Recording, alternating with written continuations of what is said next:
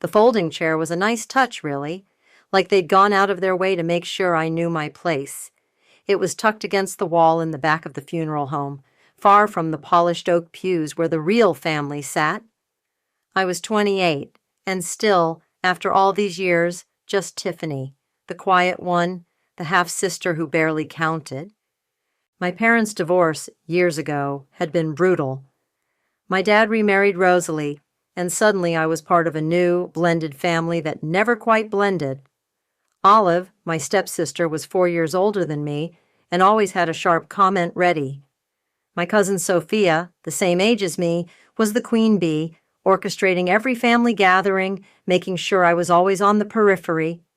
They were the ones whispering now, their heads bent together, glancing my way with those familiar, dismissive smirks.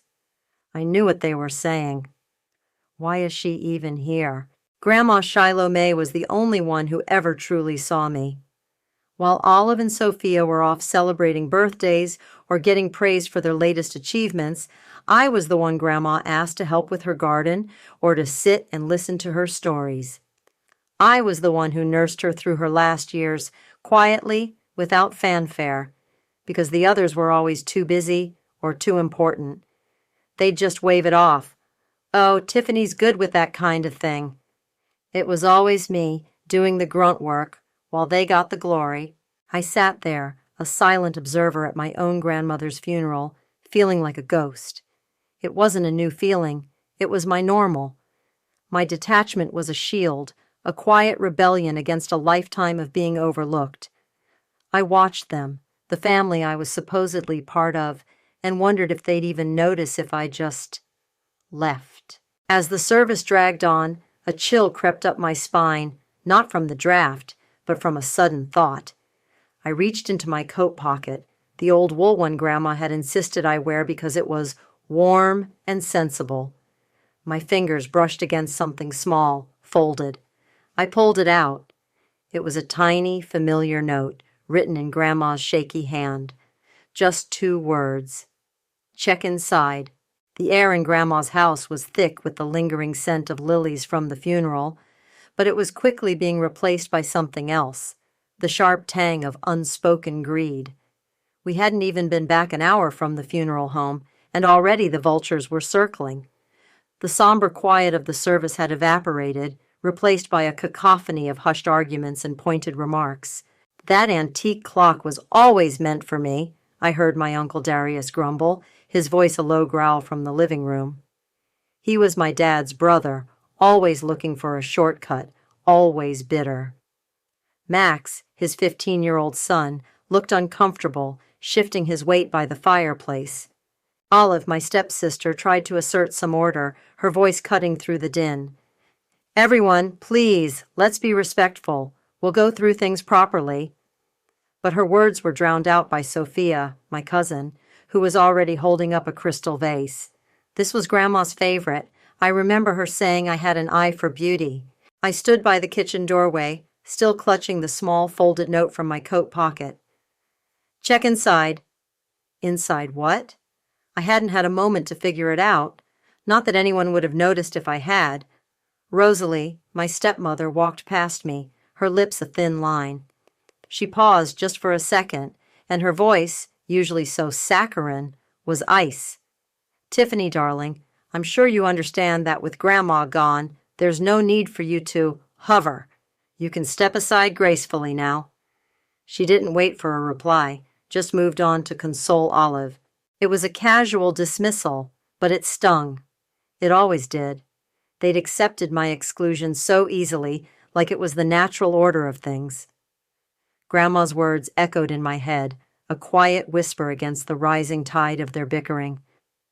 They value the wrong things, Tiffany. Always remember that. Just then, the doorbell chimed.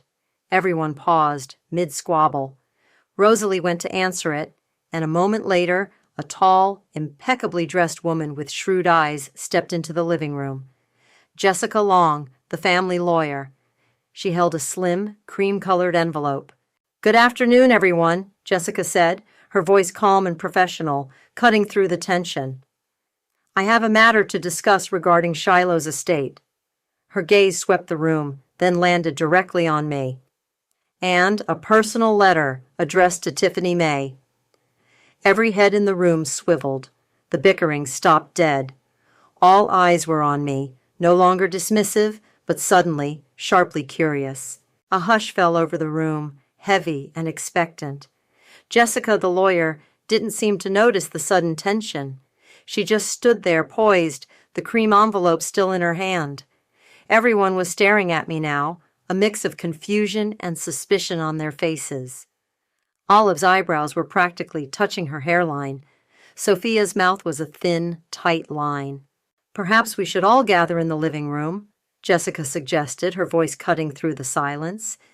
"It's best if everyone is present for the reading of the will." We all migrated, a strange, uncomfortable procession. I sat on the edge of an armchair, still feeling like an interloper, even with Jessica's attention on me. The note in my pocket felt like a burning coal against my leg. "Check inside." Jessica cleared her throat, opening a large leather-bound folder. "Shiloh May's last will and testament," she announced, her voice devoid of emotion. "Dated October 14th of last year." The reading began. It was anticlimactic. For the first 10 minutes, she listed off various pieces of furniture, a collection of porcelain figurines, some antique jewelry. Olive got Grandma's silver tea set. Sophia was bequeathed a set of ornate crystal glasses. Darius was given a vintage coin collection, which he immediately started examining with a greedy glint in his eye. Rosalie received the house, which was expected, but Jessica quickly added, "with the understanding that it will remain in the family." There was a lot of shifting and murmuring. Everyone had expected more, something substantial. The house was good, but it sounded like Grandma had mostly divvied up her trinkets. My name wasn't mentioned once. I felt a familiar wave of resignation wash over me. Of course, this was how it always was. Finally, Jessica reached the end. "And to my beloved granddaughter, Tiffany May," she read, her voice pausing for emphasis, "I leave my collection of first edition classic novels, knowing her quiet appreciation for stories." A collective sigh of relief, or perhaps disappointment, rippled through the room. Olive gave me a pitying look, almost a smirk. "Well, at least you got something, Tiffany," she said, her tone dripping with false sympathy. Sophia chimed in, "Yes, Grandma always knew you liked to read. How fitting." They clearly thought I'd been left with nothing meaningful. Jessica, however, wasn't finished. She closed the folder. "And finally," she said, her eyes meeting mine, "Shiloh also left a separate, sealed letter, addressed specifically to Tiffany. She requested it be given to you immediately after the will's reading." She held out the cream envelope she'd arrived with. My heart gave a strange lurch. This was it. This had to be it. The note in my pocket, the check inside, it suddenly made sense. I took the envelope, my fingers trembling slightly. The family exchanged glances, a mix of curiosity and dismissal. They probably thought it was just some sentimental keepsake, a final, sappy goodbye. They had no idea. I clutched the cream envelope, my fingers tracing the elegant script of Grandma's name on the front. The family had already resumed their bickering, the brief interlude of the will reading over. They were back to arguing over a set of antique teacups, completely oblivious. I slipped away to the quiet of the sunroom, my heart thrumming. Inside the envelope, I found another small, familiar note, identical in handwriting to the one from my coat pocket. This one read, "The quiet ones see the most. Look where the sun always rises." Below it, scrawled in a different ink, was a string of numbers, a safe deposit box number, along with a bank name and address. My mind immediately flashed back to our Sunday calls. Every Sunday, without fail, Grandma and I would talk for hours, not about family drama or who was doing what, but about books, about her old business, about life. She'd always say, "Tiffany, you listen better than anyone. You see things others miss." She'd tell me about her early days, how she built her small import business from nothing, how she'd quietly invested over the years.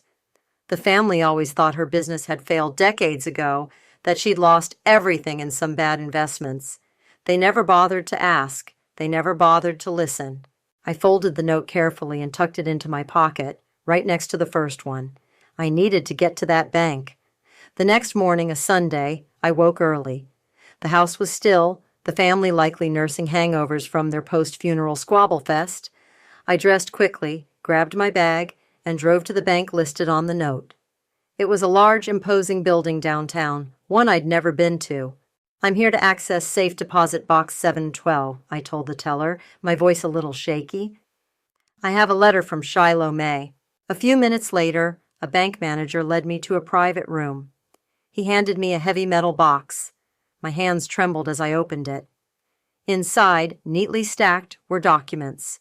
My breath hitched. There were bank statements, investment portfolios, and official-looking papers, all in Grandma's name. And then a single, thick document with my name on it. Tiffany May, Irrevocable Trust Fund. I skimmed the first page. My eyes widened. $1.2 million.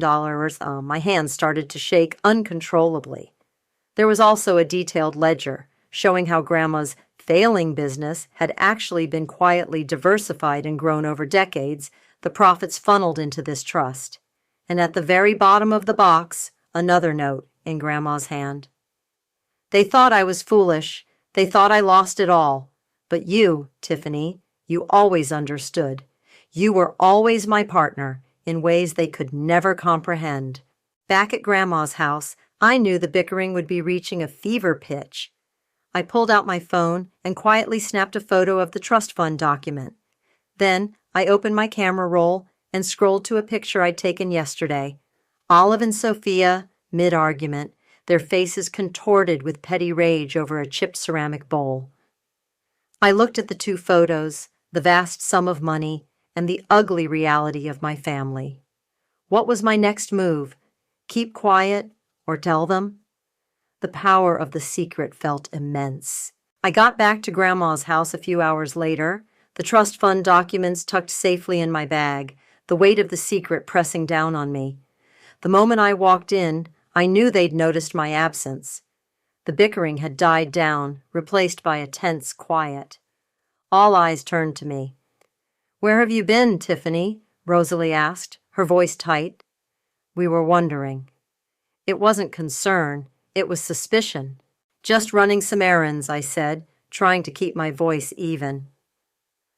I walked past them, heading for the kitchen to get a glass of water. Olive was right behind me, her voice low and sharp. "Errands? On the day after Grandma's funeral? And you just disappeared after Jessica gave you that letter." She leaned against the doorframe, blocking my exit. "What was in that letter, Tiffany? Just some sentimental nonsense, right?" Sophia joined her, circling me. "Yeah, it's weird, isn't it? Grandma leaves the house to Rosalie, a few trinkets to everyone else, and then a special personal letter just for you, the one who barely showed up until the end." Her eyes narrowed. "What are you hiding?" Darius, ever the opportunist, sidled closer. "Look, Tiffany, if Grandma left you anything substantial, you know, as family, we should all be aware. Transparency, right?" He gave me a greasy smile. "Times are tough. A little help could go a long way." Their accusations swirled around me.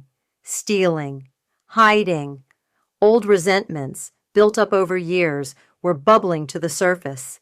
It was always like this. Anytime something good, or even just different, happened to me, they immediately suspected a trick, a manipulation. They couldn't fathom that Grandma would actually choose me, not them. They valued things, not people. They valued appearances, not genuine connection. I thought about Grandma's last note. "You were always my partner in ways they could never comprehend." And her words from the funeral. "They value the wrong things." She knew them. She knew exactly how they would react. This wasn't just about money. It was about her final, brilliant act of showing them who they truly were. I didn't owe them anything. Not a single explanation. I had spent years trying to earn their acceptance, trying to fit into their version of family, only to be constantly pushed aside. Grandma had seen that. She had given me a way out, a path to peace that didn't involve their constant judgment or their petty squabbles. It was personal, I said, my voice quiet but firm. Just a private message from Grandma. I tried to walk past Sophia, but she stepped in front of me, her face hardening. "Don't play coy, Tiffany," Sophia hissed, her voice barely a whisper, but laced with venom. "If you think you're going to pull something over on us, you're wrong. We'll dig up whatever you think you're hiding. You won't get away with it." Sophia's threat hung in the air, a cold promise. I looked at her, then at Olive and Darius, their faces a mixture of suspicion and thinly veiled avarice. They were so consumed by their own entitlement, so certain that anything good must be stolen or undeserved, that they couldn't see the truth, even if it was staring them in the face. The next few days were a blur of quiet preparation. I spent hours on the phone with the bank, arranging the transfer of the trust fund into a new account in my name. It was a straightforward process, thanks to Grandma's meticulous planning and the ironclad legal framework Jessica Long had clearly set up. Each form I signed, each confirmation I received, felt like a quiet victory. Meanwhile, back at the house, the rumors about me swirled. I could hear them whispering. "She's up to something.